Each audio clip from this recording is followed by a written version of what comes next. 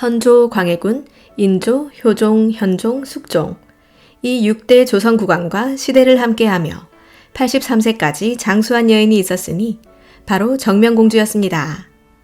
임진왜란 직후인 1603년에 태어나 세상을 떠난 1685년까지 경랑이 휘몰아친 조선 역사의 5분의 1을 경험했습니다. 정명공주는 서궁에서 죽은 듯이 유폐 생활을 했고 인조를 저주한 장본인으로 지목되어 생사를 넘나들었지만 결국 이 모든 것을 버텨낸 여인이었습니다. 그녀는 1603년 선조와 그의 계비인 임모광우 김씨 사이에서 첫째 딸로 태어난 유일한 정녀였습니다. 선조는 첫 왕비 의인왕후 박씨에게서 자녀를 보지 못하였으나 후궁 9명에게서 13남 10녀를 두었습니다. 선조는 선조 자신의 사남인 신성군을 세자로 삼고 싶어 했기에 약 20년 가까이 왕세자 책봉을 미루었습니다. 그러다 임진왜란이 일어나자 서둘러 후궁 공빈 김씨의 차남 광해군을 세자로 책봉하게 되었습니다. 하지만 선조는 적통을 낳고 싶어 했고 임진왜란이 끝난 후인 1602년 선조 나이 51살 때 19살의 임모광우를 계비로 택하게 됩니다. 약 1년 후인 1603년 6월 29일에 정비소생의 첫 아이가 태어나게 되었으니 그녀가 바로 정명공주였습니다.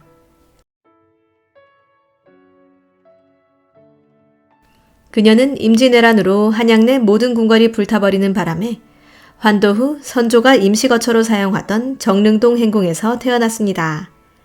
비록 딸이기는 하였으나 적통이 출생하였다는 것은 이 당시 조정에 상당한 파란을 가져왔습니다. 임모광우는 매우 젊은 데다가 선조의 정비였던 의인왕후 박씨와 달리 아이를 낳을 수 있다는 것이 증명되었기 때문이었습니다. 추후 임모광우가 적통의 아들을 낳으면 서출인 광해군보다 왕위 계승에서 더 높은 서열을 차지할 수 있는 상황이었습니다. 계축일기에 따르면 임모광우가 정명공주를 임신하였을 때 광해군 측에서 이를 유산시키기 위해 도깨비 소동이나 기와장을 던져 소동을 일으켰다고 전하니 광해군이 얼마나 불안에 떨었는지 짐작할 수 있습니다. 임목대비의 측근 내인이 썼을 것으로 추정하는 계축일기에서는 이러한 분위기를 다음과 같이 전하고 있습니다. 계묘년 왕비께서 공주를 낳으셨다. 왕자에 대한 기대가 컸던지 소식이 잘못 전달되어 대군 아기씨가 태어났다고 전해졌다. 실망한 유자신이 한마디 말도 하지 않았다. 다시 공주마마가 태어났다는 소식을 듣게 되자 그제야 반색하며 축하 예물을 올렸다. 얼마나 왕비마마를 미워했으면 그렇게 했을까. 하지만 대군이 아닌 정명공주가 태어나자 아버지와 딸 수준으로 나이차가 엄청난 이복오빠 광해군도 여자라 경쟁자가 될 수 없는 처지였기 때문이었는지 몰라도 여동생 정명공주를 귀여워하였다고 전합니다. 그러나 광해군 측이 우려하던 일이 발생하였는데 정명공주가 태어난 3년 후인 1606년 임모광우는 아들을 낳게 됩니다. 선조의 아들 가운데 유일한 적통아들인 영창대군이 탄생한 것이었는데 이는 공빈김씨 소생인 광해군에게 달가운 일이 아니었습니다. 선조가 언제 자신을 내치고 영창대군을 세자로 세울지 알 수 없는 일이었으니 그는 광해군의 왕위 계승권을 위협하는 존재였습니다. 역시나 선조는 세자를 영창대군으로 바꿀 생각을 갖고 유영경 등과 비밀리에 의논하는 모습을 보였지만 자신의 뜻대로 세자를 교체하지 못한 채 선조는 영창대군을 부탁한다는 유교만을 내리고 1608년 승하하게 됩니다.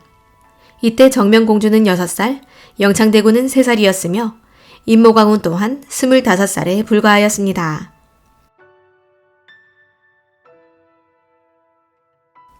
선조 사망 직후 임목대비와 정명공주 그리고 영창대군은 대비전으로 처소를 옮긴 것을 시작으로 점차 큰 변화를 겪게 됩니다. 세자 시절 광해군은 자신과 나이 차이가 많이 나는 정명공주와 영창대군을 예뻐하였는데 왕위에 오른 이후 광해군의 태도가 바뀐 것이었습니다. 여전히 정명공주를 예뻐하였던 것과는 달리 영창대군에게는 차갑게 대하기 시작하였고 아울러 자신보다 나이가 어린 어머니 임목대비에게는 대면하게 굴었습니다. 계축일기에는 당시의 상황을 다음과 같이 기록하고 있습니다.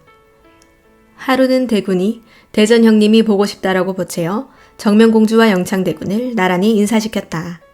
상감은 정명공주에게 이리와 보라라며 만져보기도 하고 참 영민하고 예쁘구나라고 칭찬하기도 했으나 대군에게는 말도 붙이지 않고 본체도 하지 않았다. 대군이 어려워하자 임목대비께서 너도 상감 앞으로 가보거라라고 일러주셨다. 대군이 일어나 임금 앞에 가서 섰지만 여전히 본체도 아니하시니 대군이 나가서 울음을 터뜨리셨다. 대전 형님이 누님은 귀여워하시고 나는 본체도 아니하시니 나도 누님처럼 여자로 태어났어야 했는데 무슨 일로 사내 아이가 되었는고라며 종일 우시니 불쌍하시어 참아 볼 수가 없더라.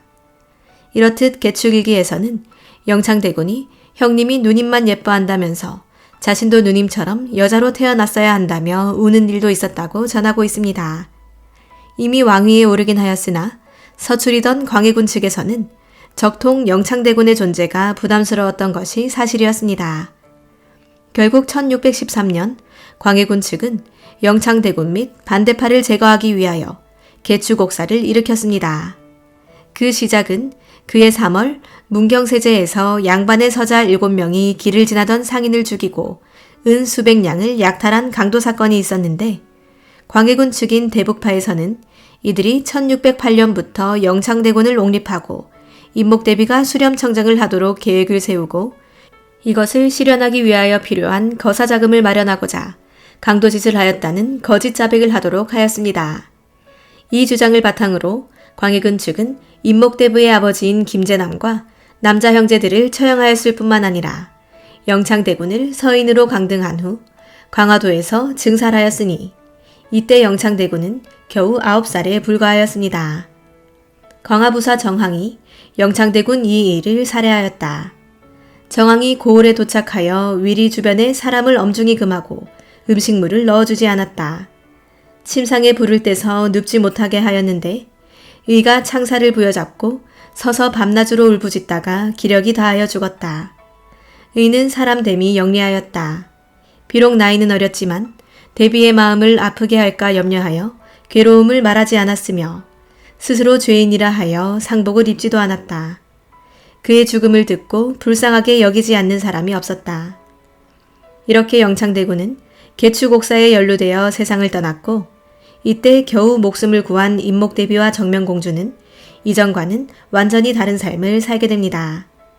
1618년 1월 광해군은 임목대비를 폐비한 후 후궁으로 강등시켜 서궁이라 부르게 하였으며 임목대비가 거주하는 서궁 주변에 담장을 높이 쌓고 감시하도록 하는 폐비 절목을 발표하게 됩니다. 이 절목에는 정명공주에 관련된 사항도 포함되어 있었는데 정명공주는 후궁의 딸인 옹주가 아니라 서인으로 강등한다고 되어 있었습니다. 다만 선조의 딸이라는 점에서 봉급을 지급하고 혼인 때에는 특별히 옹주의 예를 적용하도록 하였습니다. 5년 후 인조반정이 있기 전까지 서궁에서 유폐 생활을 하던 정명공주와 임목대비는 생필품도 제대로 공급받지 못하였습니다. 그런 가운데 임목대비는 정명공주마저 목숨을 잃게 될까봐 이미 공주가 죽었다고 둘러대기도 했다고 전해집니다. 정명공주는 어머니를 위로하기 위해 남자가 쓰기에도 힘에 붙인다는 한석봉의 필법을 수련하는 데 정진했습니다. 이렇듯 죽은 듯 살아야 했던 이 시기는 다른 한편으로 정명공주의 재능을 꽃피우게 하는 계기로 작동하였고 정명공주의 화정, 대자 등의 작품을 남긴 때가 바로 이 유폐 기간이었습니다. 모녀가 처한 비극적 상황은 정명공주를 조선 최고의 여류 서예작가 반열에 올려놓는 바탕이 되기도 하였습니다. 이윽고 1623년 3월 광해군을 축출하고 인조가 왕위에 오르는 인조반정이 일어납니다. 인조반정의 명분은 명과의 사이에서 의와 예를 찾지 않고 실리주의로 나아가는 중리배교, 그리고 개축옥사 등으로 형제를 죽였을 뿐만 아니라 어머니를 폐위시켜 불효를 한 광해군의 실정들을 바로잡는 것이었습니다. 반정이 성공하면서 인조의 할머니인 임목대비와 고모인 정명공주는 자신의 신분으로 복권됩니다. 이때 정명공주는 21살이었는데 조선시대의 공주들이 보통 10살 전후에 부막감을 간택했음을 생각하면 공주가 그때까지 혼인을 하지 않았음은 매우 이례적인 일이었습니다. 정명공주의 부마간택이 미뤄지던 정확한 이유는 알려지지 않았는데 혼담이 오고 갈 나이인 11살 때 영모 사건이 일어나고 12살 때 영창대군이 죽고 정명공주는 천연두에 걸렸으니 아마 자연스럽게 혼담 이야기가 없어졌을 것이라 추측합니다. 그리하여 반정 성공 직후 예조에서는 본격적으로 정명공주의 혼례를 위한 준비를 시작하였습니다. 그러나 공주의 나이가 많았기 때문에 부마간택은 쉽지 않았습니다.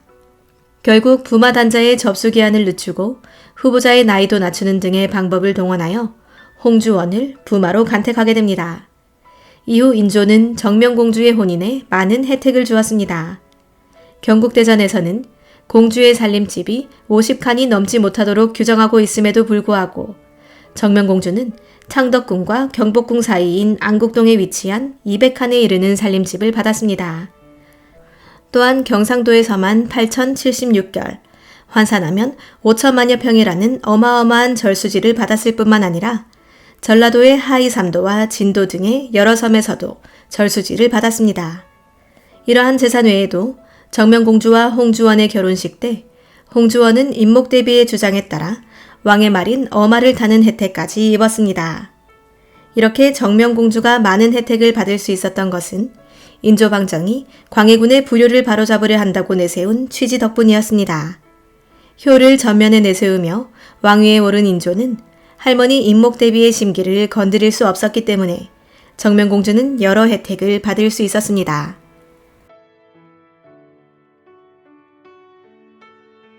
인조반정 이후 인조의 배려와 비호 속에 잘 살던 정명공주에게 또 다른 위기가 닥치게 됩니다. 바로 인조를 저주하기 위해 계획된 궁중 저주 사건에 정명공주가 관련되어 있다는 의심을 받기 시작한 것이었습니다. 이 의심은 1632년 임목대비가 숨을 거두고 이어 임목대비의 간호와 장례를 치르던 인조가 병이 들면서 시작되었습니다. 당시 이상한 소문이 있었는데 알아보니 경창군이 임해군의 양자이자 자신의 친아들인 양녕군을 왕위에 올리고자 하였고 이것을 임목대비가 알고 있었다는 내용이었습니다. 이에 따라 궁궐 내의 저주 사건도 수면 위로 떠올랐습니다. 주모자로 지목된 사람은 데뷔전의 궁녀였던 말지량, 옥지, 귀희로 임목대비가 살아있을 때 밤마다 문을 닫고 몰래 구석진 곳에서 제사를 지내며 기도하였는데 이것이 저주와 관련되어 있다는 것이었습니다. 게다가 이미 임목대비의 조상 때에 왕을 폐위하고 새 임금을 세운다는 내용이 적힌 백서 세폭이 발견된 적이 있었습니다. 서궁에 유폐되어 있을 때에 임목대비가 작성하였다고 해명되기는 하였지만 인조는 이 모든 사건들을 하나로 연결하여 생각하였습니다. 그리고 그 배후가 임목대비 측일 것이며 특히 풍산 홍씨라는 시댁을 후광으로 잇고 있는 정명공주가 유력하다고 의심하기 시작하였습니다. 결국 그해 10월 인조는 국청을 설치하여 국문을 실시하도록 한 후 저주 사건은 궁녀들이 저지른 짓이며 임목대비도 그 저주의 피해자라는 결론을 지으면서 첫 번째 궁중 저주 사건은 무사히 지나가게 됩니다. 그리고 그로부터 7년 후인 1639년 정명공주는 두 번째 궁중 저주 사건에 연루됩니다. 이때 인조는 또다시 병에 걸렸는데 인조의 총애를 받고 있던 수건조 씨가 그 원인을 찾기 위하여 궁중 곳곳을 뒤지다가 저주물을 발견하게 됩니다. 이에 인조는 1632년 궁중 저주 사건을 떠올리며 또다시 정명공주를 의심하였습니다. 그리하여 정명공주가 결혼할 때 함께 따라갔던 궁녀들을 체포하여 신문을 하였습니다. 이런 가운데 다시 최명기를 비롯한 대신들은 정명공주를 연루시켜서는 안 된다고 강력하게 주장하였고 결국 인조는 고집을 꺾게 됩니다. 그러나 이러한 위험을 경험하면서 정명공주뿐만 아니라 부마인 홍주원 또한 인조 때에 근신하며 조심하였다고 전해집니다.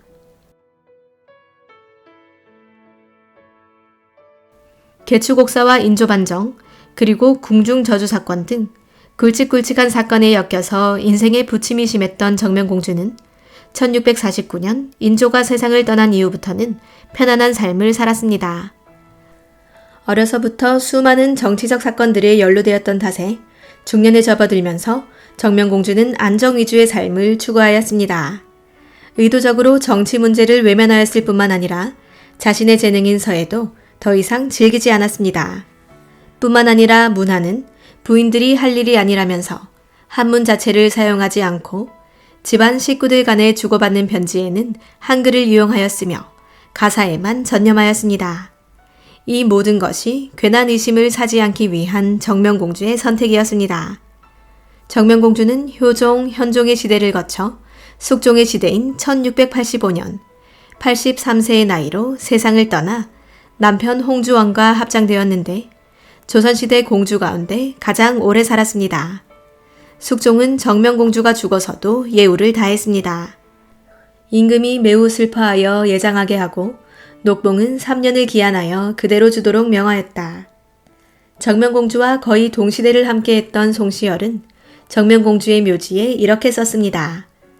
공주는 부인의 존귀함에 걸맞게 겸손하고 공손하며 어질고 후덕해 오복을 향유했다. 송시열의 묘지 글대로라면 정명공주에게 오복은 존귀함, 겸손, 공손, 어짐, 후덕이었습니다. 정명공주는 개추곡사, 인조반정, 이괄애난, 정묘호란, 병자호란, 두 번의 예송, 경신대기근 등 역사의 굴곡을 직접 지켜보았습니다. 한편 7남 1녀의 자녀 가운데 3명의 아들은 어려서 잃었으나 남은 4남 1녀의 자녀들과 그 후손들이 크게 영달하는 복을 누리기도 하였습니다. 그 가운데는 우리가 잘 알고 있는 사도세자의 세자빈 해경궁 홍씨도 있는데 정명공주의 6대손이 됩니다. 더불어 정명공주의 인성과 마음 씀씀이를 알 수 있는 이야기가 전해지는데 병자호란 당시 35살이었던 정명공주가 강화도 각곳나루로 건너가려 할 때 이미 공주의 재화를 실은 배가 기다리고 있었습니다. 그때 피난온 백성들이 몰려와 서로 배를 타려고 아우성이었는데 정명공주가 아랫사람에게 재화들을 다 내리고 백성들을 먼저 배에 태우라라고 명하니 백성들은 앞다투어 배에 오르며 과연 정명공주로다. 마음 씀씀이가 저러하니 후손들은 반드시 번창할 것이다 라고 저마다 한마디씩 말했다고 합니다.